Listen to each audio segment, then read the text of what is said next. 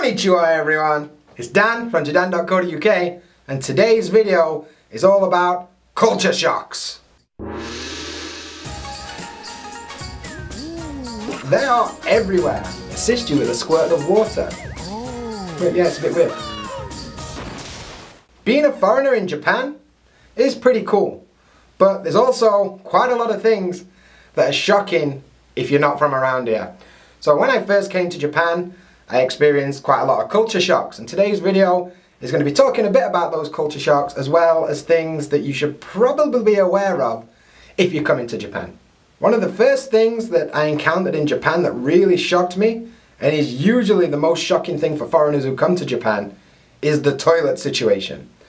Japanese culture has this habit of being super modern and super traditional at the same time, and this also is represented in the toilet situation. On one hand, you've got these like super modern washlets, which will, assist you with a squirt of water. Or it'll play music to hide the fact that you are basically doing your stuff. On the other hand, they've got a hole in the floor. So they're called squat toilets, and they're really common, especially in more rural areas. And even in like the modern areas, you sometimes will just find squat toilets. Sometimes you'll have a choice, sometimes you'll just have washlets. It's like a mixed bag, there's no real rule. But if you are coming to Japan, be prepared for the fact that you might end up having to use a squat toilet. I've managed to avoid it so far, but I've had friends who came here and they've had to use them, so it's a bit of a mixed bag. Something else you should probably be aware of with Japanese toilets is not everywhere has toilet roll, and not everywhere has some way to dry your hands. So be prepared, make sure to carry like tissues and maybe a hand towel with you when you're about, just in case. But other than that, be prepared for a different toilet situation than what you're probably used to.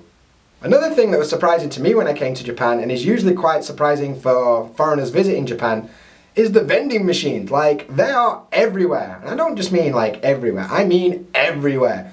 Wherever they can put a vending machine, there is probably a vending machine. And I've never known anything like it. You can't do that in England. If you had a vending machine everywhere in England, you'd have a lot of vending machines that have been broken into in about 20 minutes. But in Japan, it's perfectly cool. And they're not just drinks, like they have a lot of drinks vending machines, but they also have like alcohol, they also have cigarettes, they also have like condoms, they also have like toys, batteries. I saw a battery vending machine the other day, that was weird. And the drinks vending machines also will serve hot and cold food, sometimes soup, and that's a bit strange to be able to get a hot drink out of a vending machine in a can. And it certainly shocked me a bit.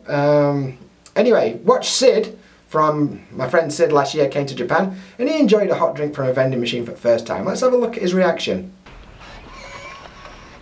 That shit's warm. Hot coffee in a can, mate. Welcome to Japan. Oh, it smells funny. Mate. Some tasty shit. Yeah, see? You were pretty shocked. That can be you one day. Anyway, a lot of the times you can use notes or you can use coins, and a lot of the vending machines near stations you can also use your IC card, your Suica card or your Coca card or whatever, to actually just buy a drink with a top-up card. It's kind of cool. So yeah, vending machines in Japan are a bit weird. Get used to seeing them. Another big culture shock for me when I came here was everything so clean. Like the streets are so clean, there's not just rubbish everywhere. And that made me realise that where I grew up in England wasn't so clean. I never really thought about it before. But I came to Japan like, wow, this place is clean, like that's amazing. To make that even weirder is there is no bins anywhere. Japan just doesn't seem to have public bins. So like, less bins but cleaner is kind of a weird paradox that I was a bit shocked at when I first came here. But to be honest, after a while I worked out what's happening. What people do is they take their trash with them. They put it in their bag or whatever and they take it home, or more commonly you take it to the nearest convenience store and put it in their bins. People often see what they think are bins next to vending machines, but they're actually recycling bins for cans and bottles. Don't stop people using them like that, but they're kind of not supposed to. And it's a bit strange, to be honest with you, the fact that you're going to have to get used to carrying some rubbish about with you, and you're going to have to get used to the fact that, oh, I'll just nip into this convenience store. Not to buy anything, just to get rid of all rubbish in your bag, so But yeah, it's a bit weird. Another thing that totally got me when I got here is the shoes off policy that is like quite prevalent in Japan. So not just at home, like nobody wears shoes in the house at home, which is kind of different to England. It depends on the person. But this happens in public too.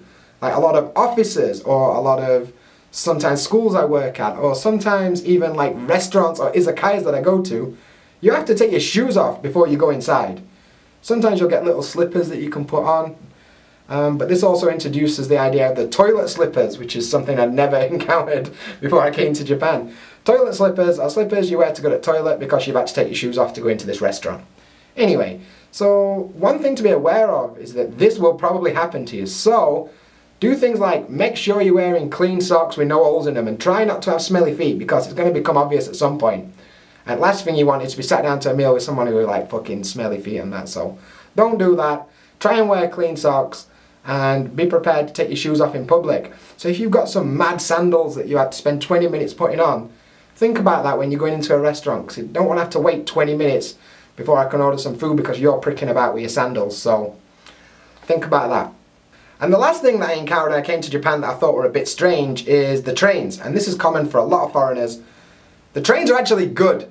I come from England where the train system outside London sucks. It's expensive, it's dirty, it's terrible, it's not on time. In Japan, it's kind of the opposite. Like, the trains are on time. There's a lot of trains. They work really well, even out in like more rural areas. You've got multiple networks, so like you can choose which train company you're going to go with, and they have different lines that service different areas. Most cities have got a decent underground system too. Like, they're not too expensive either. Trains are relatively cheap to go from A to B.